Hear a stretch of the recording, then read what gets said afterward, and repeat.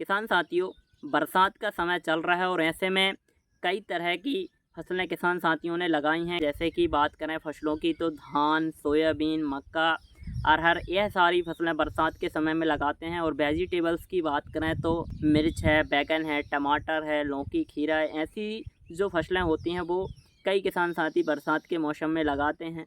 लेकिन इन सारी फसलों में यदि बात करें तो सबसे ज़्यादा जो समस्या आती है बरसात के मौसम में, वह ग्रोथ की समस्या आती है, जड़ों के विकास की समस्या आती है। अच्छी तरीके से जड़ों का विकास नहीं हो पाता, न्यूट्रिएंट्स की कमी रहती है, क्योंकि इस समय पर ज़्यादातर किसान भाई कोई भी पोषक तत्व या खाद उर्वरक अपने खेतों में नहीं डालते हैं। तो ऐसी अवस्था में उन्हें क्या प्रयोग करना चाहिए जो सस्ता हो और कम लागत में पौधों की जड़ों का विकास कराए और पौधों में न्यूट्रिएंट्स की पूर्ति भी कर दे।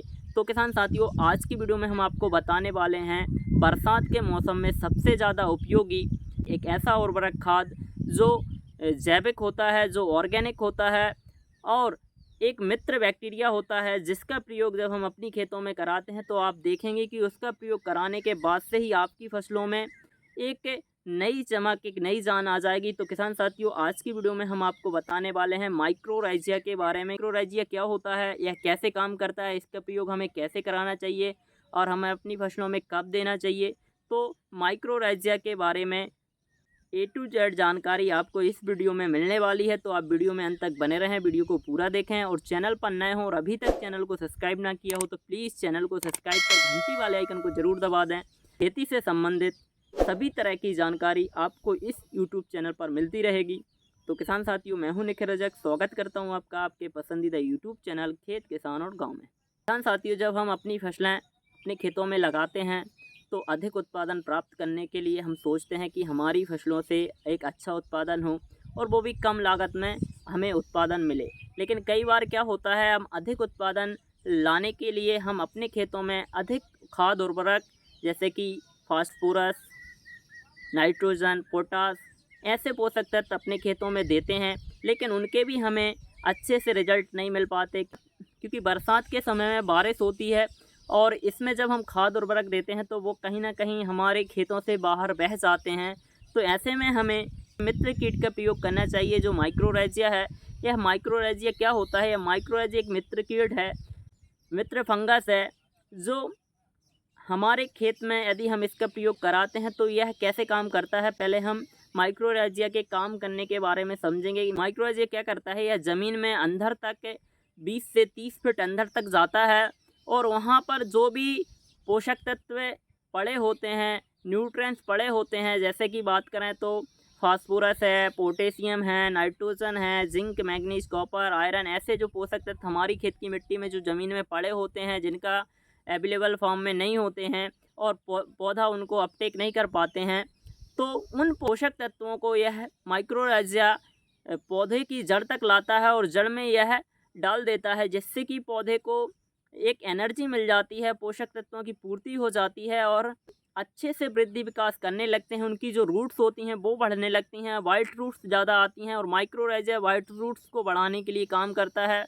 और यह पौधों में पानी देने का भी काम करता है और न्यूट्रिएंट्स देने का भी काम करता है। माइक्रोराइजिया जो है, इसे कृषि का हनुमान कहा गया है, बहुत उपयोगी है और इसका प्रयोग हमें अपनी फसलों में ज़रूर करना चाहिए।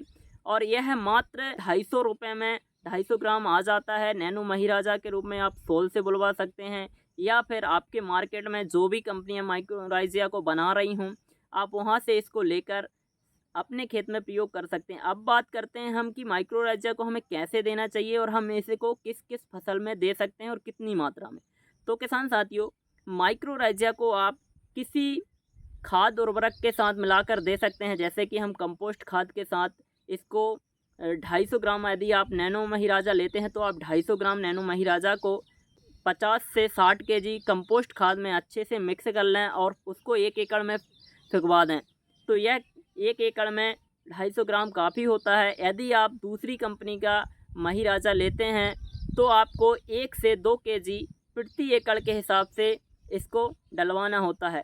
बात करें हम फसलों की कि हमें माइक्रोराइजा का प्रयोग कौन कौन सी फसलों में करना चाहिए, तो किसान साथियों, माइक्रोराइजा का प्रयोग आप सभी तरह की फसलों में कर सकते हैं। यह वेजिटेबल सब्जी वाली फसलों के लिए भी उपयोगी होता है। प्रयोग हम सोयाबीन की फसल में भी कर सकते हैं और अधिकतर किसान भाई इस समय धान की खेती करते हैं। और धान की फसल की बात करें तो इसमें सबसे ज़्यादा जो समस्या आती है वो जड़ों की समस्या आती है। जड़ का ग्रोथ नहीं होता, न्यूट्रिएंट्स का अपटेक पौधा नहीं कर पाता है। तो ऐसे में यदि आप महिराजा का प्रयोग 250 ग्राम को 1 एकड़ में कराएंगे, धान की फसल में यदि महिराजा का प्रयोग कराते हैं तो आप देखेंगे कि आपकी फसल में कम ही लागत में, कम खाद उर्वरक में एक अच्छी ग्रोथ दिखेगी।